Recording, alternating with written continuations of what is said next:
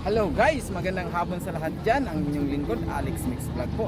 Dito na naman po tayo sa isa na naman panibagong video, panibagong lakbay ng buhay. Ayan guys, nandito po tayo ngayon sa Mactan, Cebu. Kung saan nandito po tayo sa isang sikat na pinupuntahan ng ating mga bakasyonista or mga gumagala. Ayan, nandito po tayo sa Mactan Shrine. Ayan. Kung makikita nyo guys, ayan yung background natin. Ayan po yung statue ni Lapu-Lapu. Ayan guys. So ayan, iikot tayo guys. Ayan. So nandito po tayo. Samahan nyo ako sa pag-ikot dito sa Mactan Shrine. Ayan. Kung saan makikita po yung malaking statwa ni Lapu-Lapu. Ayan guys. Ayan, papakita natin syempre. Ayan. Ayan guys, ayan syempre ayan, tsaka syempre ayan yung natin, ito yung kabila niya kung saan nangyari yung isang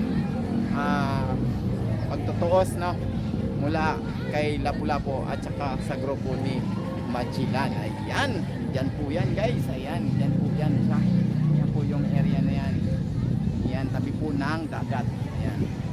Syempre ayan ayan yung paikot natin baka hindi kayo naniniwala na nandito po tayo sa Mactan Shrine. Ayan. So ipapakita natin ngayon dito sa inyo yung isang history ng natin ito. Ayan guys, pipicture na.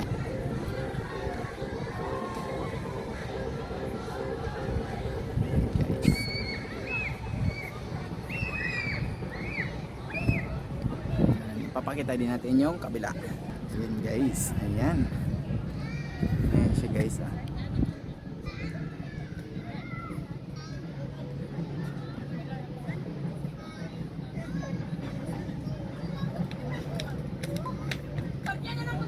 Ayan. Tapos mayroon din yan dito sa kabila guys.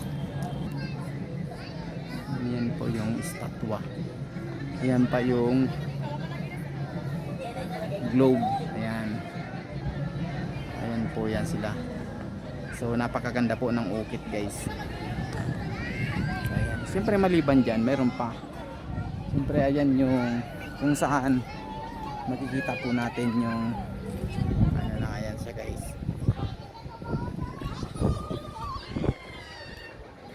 Tapos ipapakita din natin guys yung kanilang mga gamit noon, panahon noon na nag-iisang ng ating pambansang bayani na si Lapu-Lapu. Ayan. Kung makikita nyo guys, ayan ayan makikita po niya yan. Ayan, malaking po yan. Ayan guys.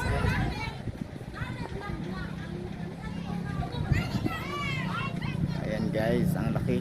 Ayan, yan po yung kanilang mga armas nung unang panahon. So ayan guys, iikutin natin guys yung natin. Ayan, ito po yung statwa ni ayan, yung statwa po ni Lapu-Lapu. So ayan guys. So ayan, babasahin natin. Ayan guys.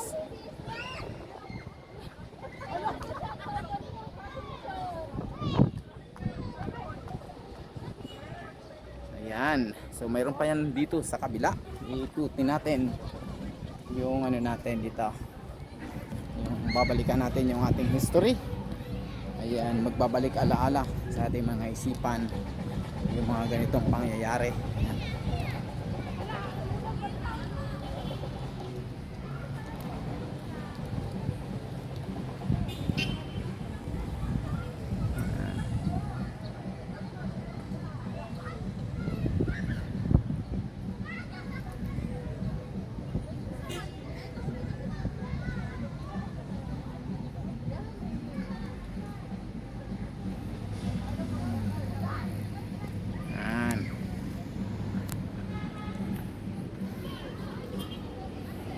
So, ayan, nakita nyo na kung anong itsura ng Mactan Shrine dito sa Mactan, Cebu.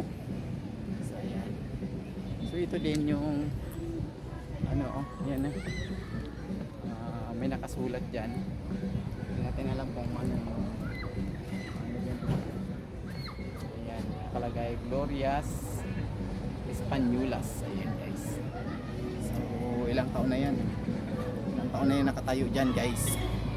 Tsaka syempre ito yung isang magandang painting, kumbaga inilarawan kung ano ang nangyari noong unang panahon, sa panahon ni Lapu-Lapu and ni Magellan. So ayan, ipapakita natin sa inyo. Ayan, babasahin natin yan guys.